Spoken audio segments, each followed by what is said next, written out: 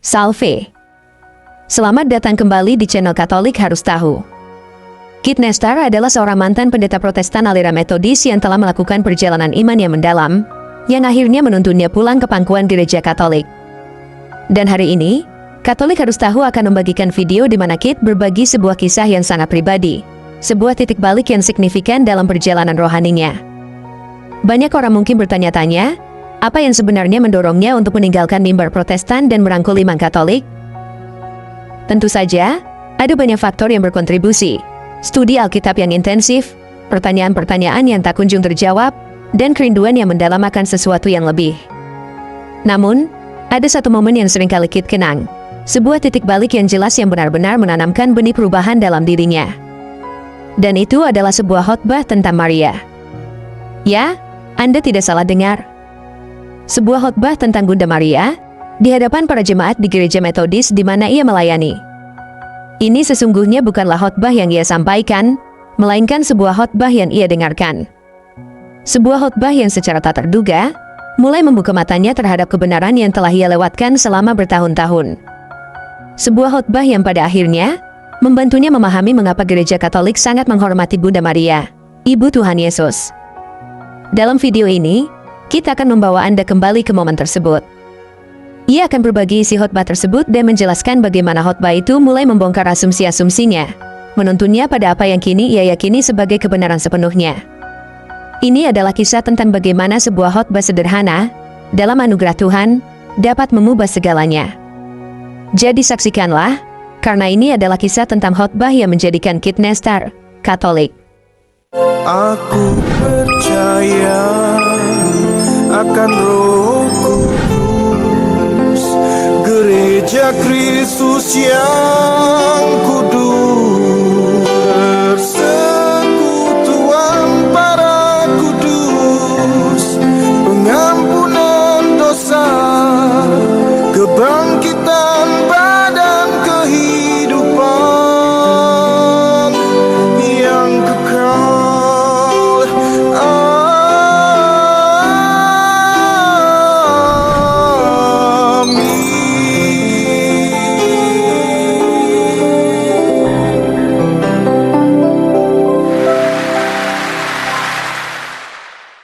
Kalau kamu pernah dengar kesaksian hidupku, pasti pernah dengar aku cerita soal suatu kali aku khotbah tentang Bunda Maria di gereja Protestan tempatku.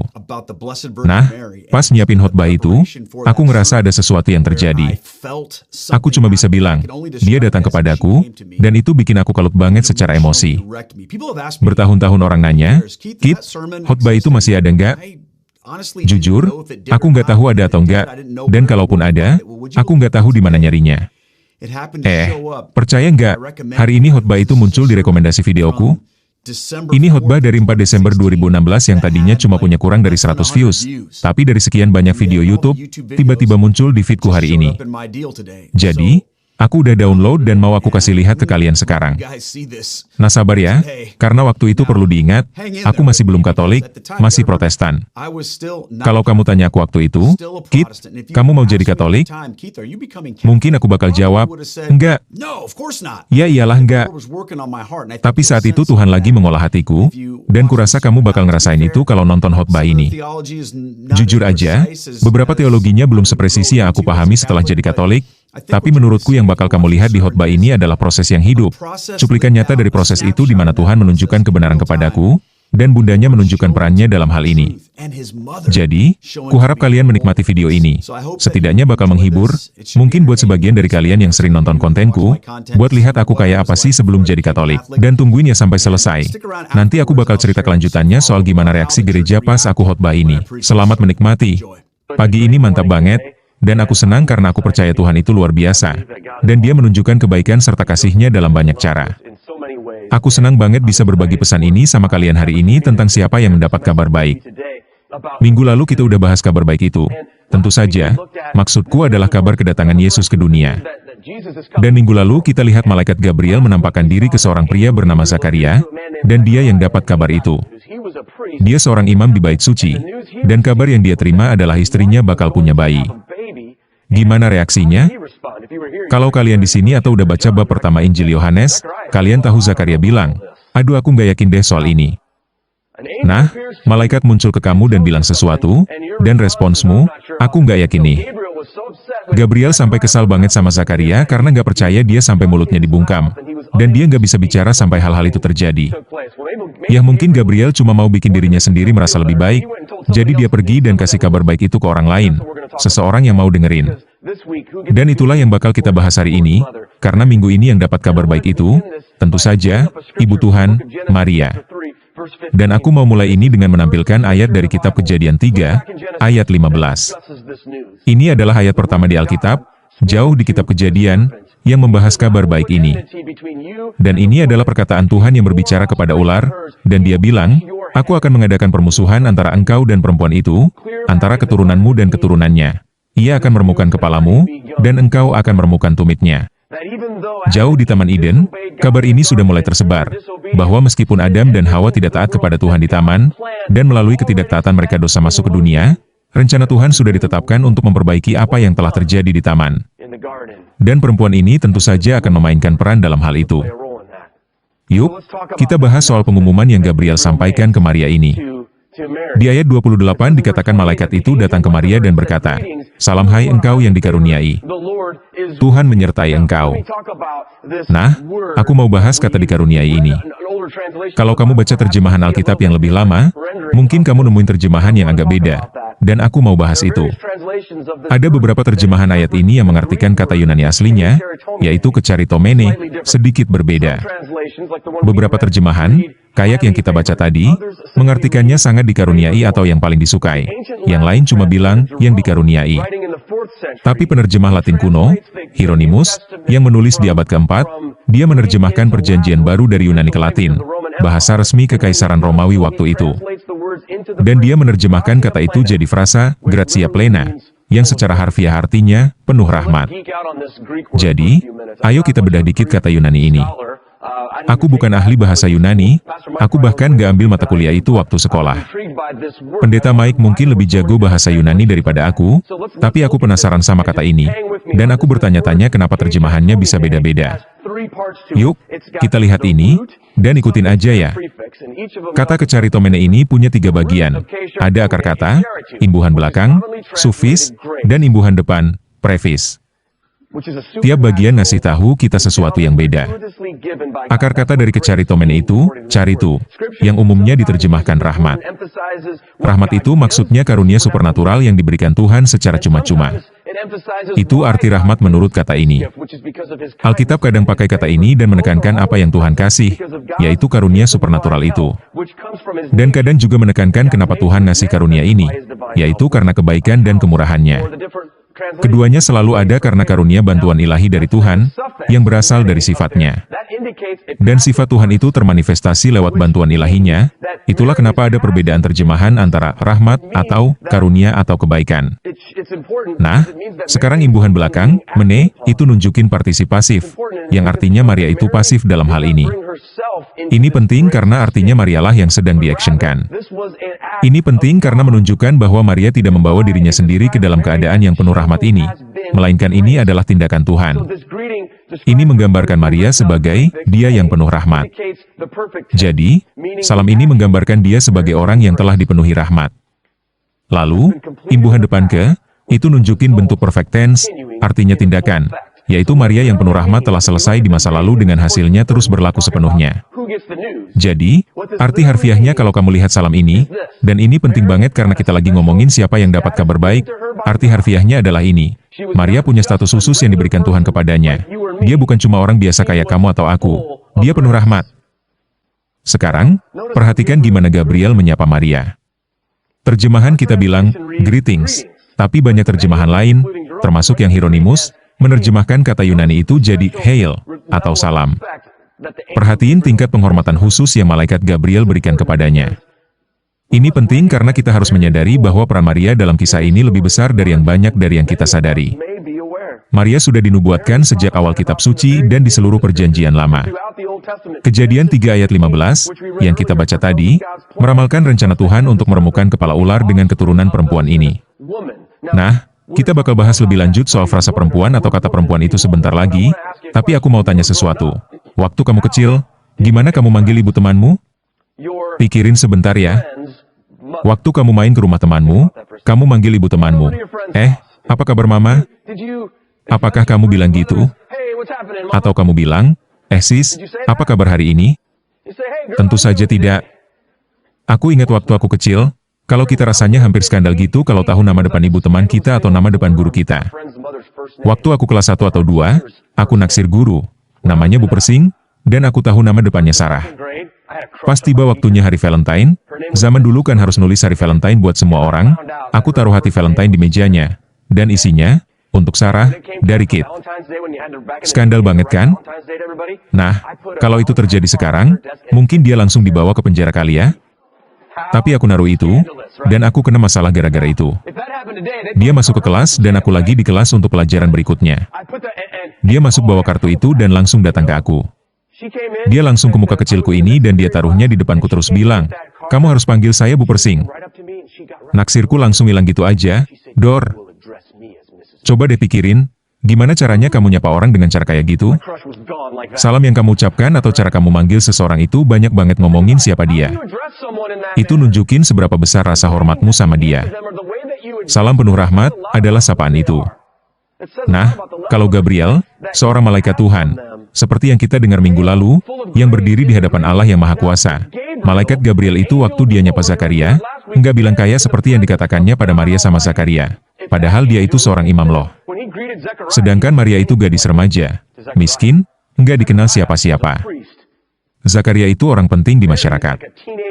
Lalu Gabriel muncul ke dia cuma bilang, "Ini loh yang bakal terjadi." Tapi dia muncul ke gadis muda ini, dan bilang, "Salam, wahai yang dipenuhi rahmat." Coba pikirin, apa artinya sapaan itu? Kalau Gabriel malaikat Tuhan manggil Maria dengan tingkat penghormatan dan rasa hormat sebesar ini, gimana dengan kita? Dan apa artinya itu? Nah, alasan Gabriel melakukan itu adalah karena Maria adalah perempuan yang dinubuatkan di Taman Eden. Dan tentu saja, nubuatan-nubuatan ini terus berlanjut, seperti yang kita lihat di Yesaya 7 ayat 14, sebab itu Tuhan sendirilah yang akan memberikan kepadamu suatu tanda. Seorang perawan akan mengandung dan melahirkan seorang anak laki-laki, dan ia akan menamakan dia Immanuel. Dibilang perawan, bukan cuma gadis muda biasa. Ini adalah perempuan yang sudah dinubuatkan. Dan tentu saja, di luar apa yang diberikan kepada kita dalam kitab suci, para malaikat di surga tanpa ragu sudah lama menanti-nantikan kedatangan, atau dari sudut pandang mereka, kepergian Yesus. Mereka tahu nubuatan-nubuatan itu, mereka tahu apa yang Tuhan lakukan. Mereka menanti-nantikan kedatangan Yesus ke dunia. Dan ini tentu saja, akan terjadi demi rencana ilahi Tuhan dan demi tujuannya. Dia akan menciptakan ibunya sendiri, dan dia menciptakan ibunya penuh rahmat. Dia menganugerahinya rahmat. Kamu lihat, Maria adalah wadah Tuhan. Secara harfiah, Tuhan menyertai engkau, itulah yang Gabriel katakan. Nah, kalau seorang wanita hamil, dia sering dibilang mengandung anak kan? Maria mengandung Tuhan. Malaikat berbicara tentang itu saat ini karena kehadiran Tuhan bersamanya, tapi juga secara nubuat karena dia belum hamil. Sekarang, tanggapan Maria dan perannya, tentu saja adalah sesuatu yang perlu kita lihat hari ini karena itulah yang kita bicarakan, yaitu siapa yang mendapat kabar baik. Nah, sulit untuk tahu bagaimana kamu atau aku akan menanggapi apapun yang akan dikatakan malaikat kepadamu kan? Pernahkah kamu berdoa meminta hal seperti itu?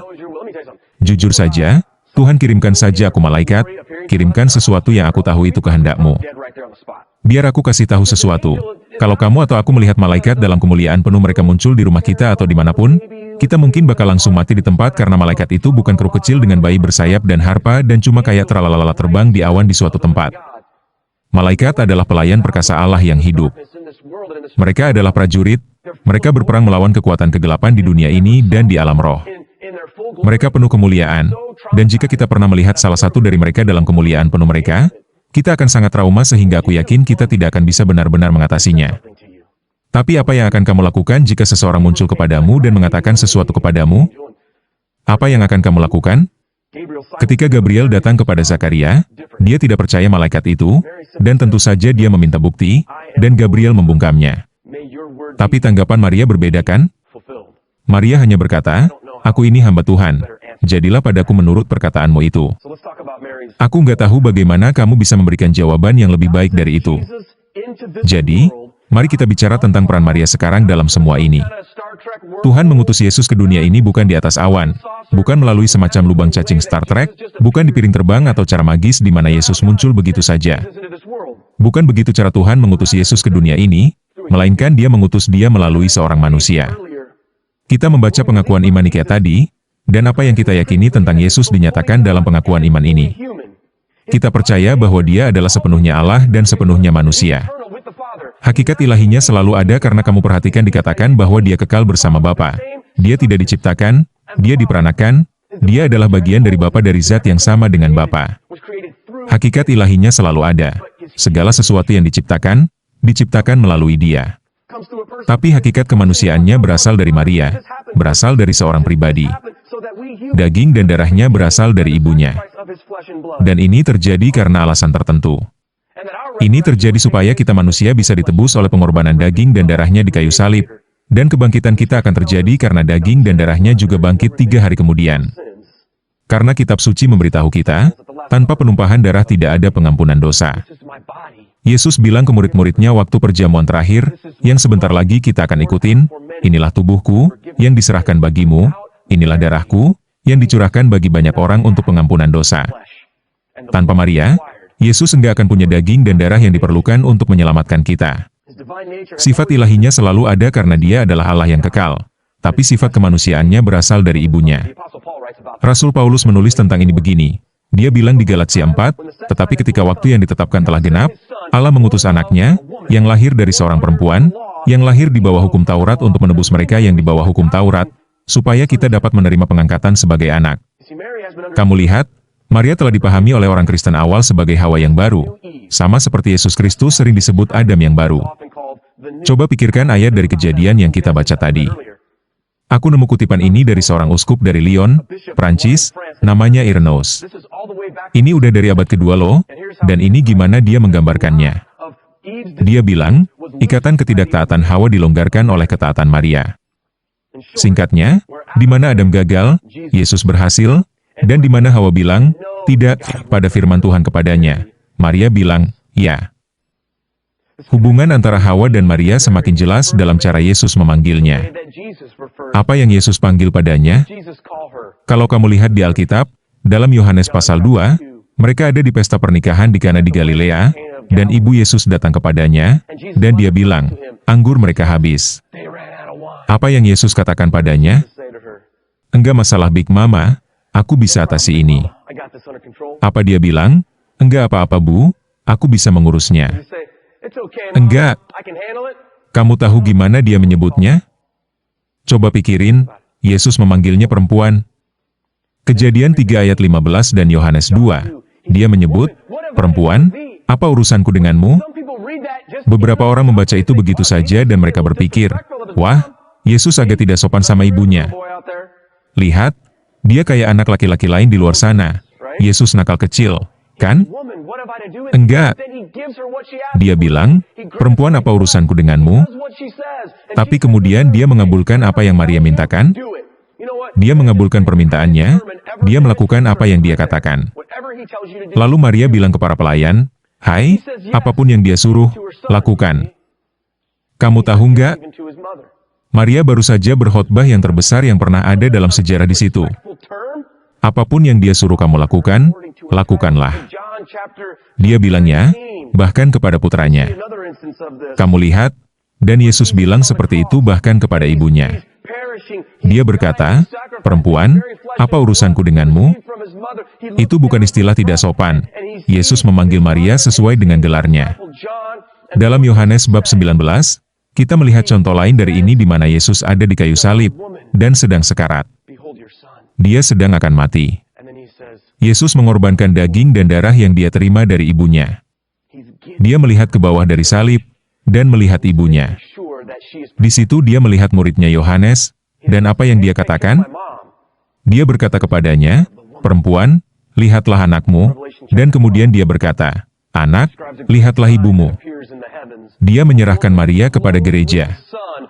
Dia memastikan bahwa ibunya dilindungi. Tapi dia tidak bilang, jaga ibuku. Dia bilang, jaga perempuan itu. Wahyu pasal 12 menggambarkan tanda besar yang muncul di langit, seorang perempuan berselubungkan matahari yang melahirkan seorang anak laki-laki yang akan memerintah bangsa-bangsa. Siapa itu? Siapa anak laki-laki yang akan memerintah bangsa-bangsa? Itulah Yesus Kristus. Siapa yang melahirkan Yesus Kristus? Ibunya. Perempuan ini bukan cuma kata ganti netral, ini adalah gelar. Maria adalah perempuan yang dinubuatkan di kitab Kejadian dan di kitab Wahyu. Melalui Maria, Yesus datang ke dunia ini. Koneksi lain yang aku temukan saat aku mempelajari ini, yang dibuat oleh orang Kristen awal sehubungan dengan Maria, adalah bahwa Maria itu seperti tabut perjanjian yang baru. Maria adalah tabut yang baru.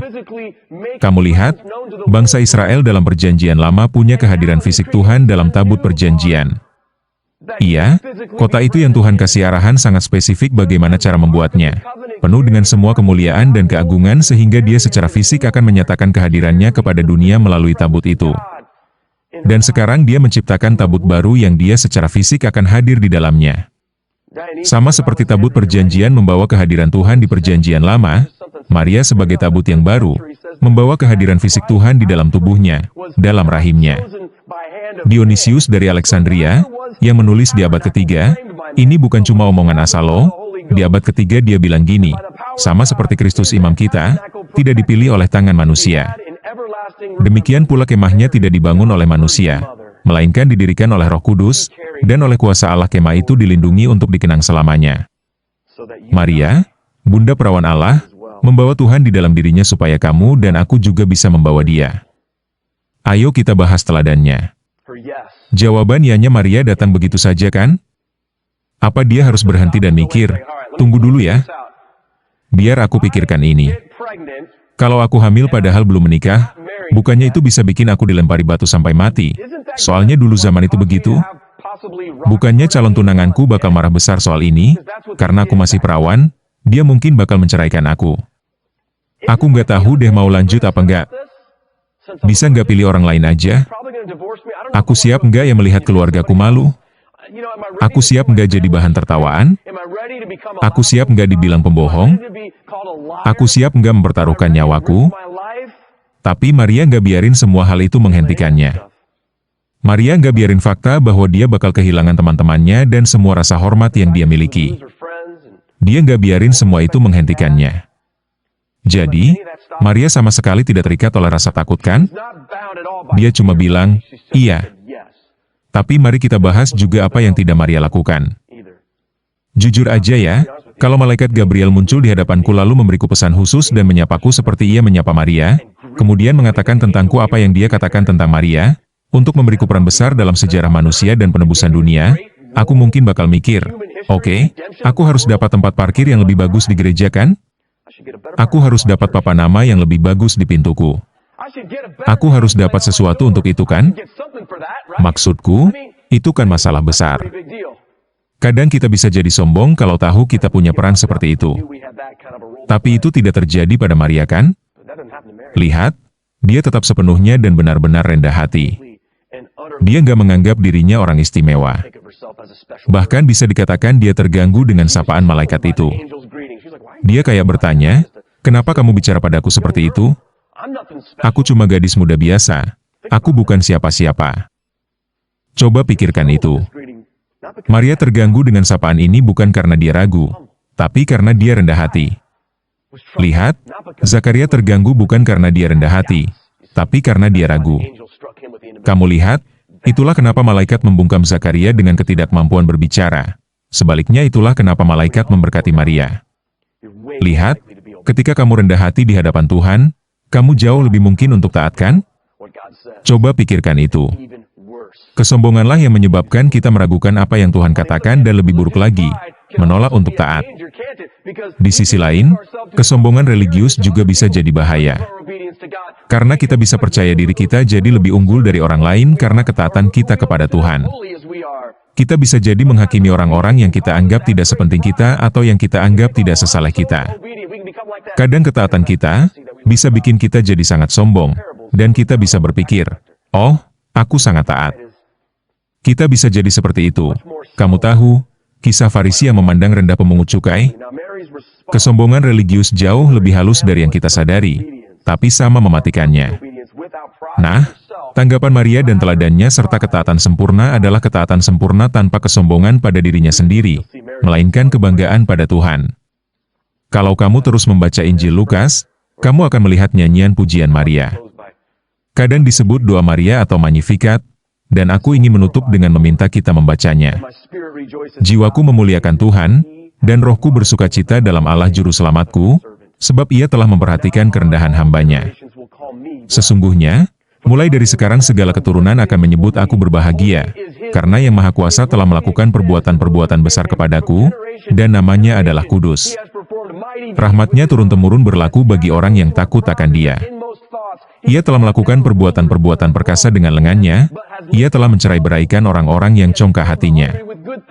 Ia menurunkan orang-orang yang berkuasa dari tahtanya dan meninggikan orang-orang yang rendah. Ia telah melimpahi orang yang lapar dengan kebaikan, dan orang kaya diusirnya dengan tangan hampa. Ia menolong hamba-Nya Israel, karena Ia mengingat rahmat-Nya kepada Abraham dan keturunannya untuk selama-lamanya, seperti yang dijanjikannya kepada nenek moyang kita. Nah, bukankah doa ini semuanya tentang betapa luar biasanya Tuhan?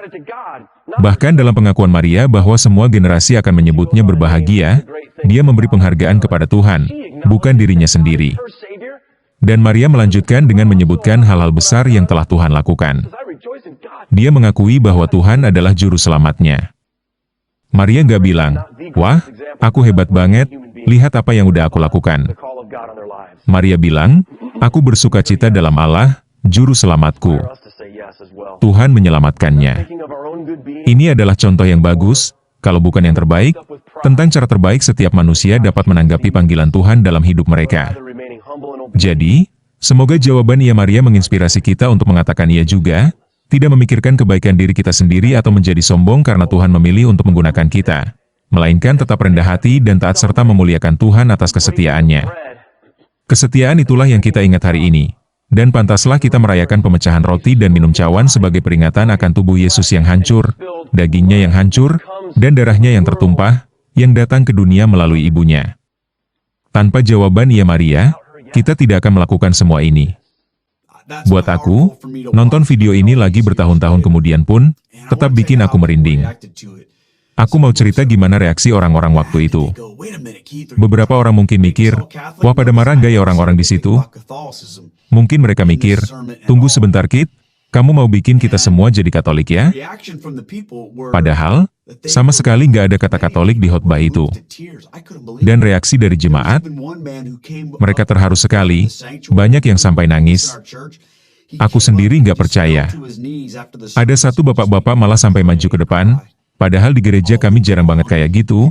Dia maju terus langsung bersujud setelah kebaktian dan mulai berdoa dan nangis. Dan sepanjang minggu orang-orang pada nyamperin aku bilang, Kit, itu luar biasa. Dari mana kamu dapat idenya? Itu tentang apa sih? Nah, di dalam hati kecilku sendiri, aku juga masih memprosesnya. Aku nggak yakin ini bakal mengarah kemana. Apakah ini bakal berarti sesuatu yang lebih dari sekadar pengalaman luar biasa yang aku alami dengan Bunda Maria sebelum itu. Tapi, aku sama sekali nggak tahu apa yang bakal terjadi padaku di masa depan.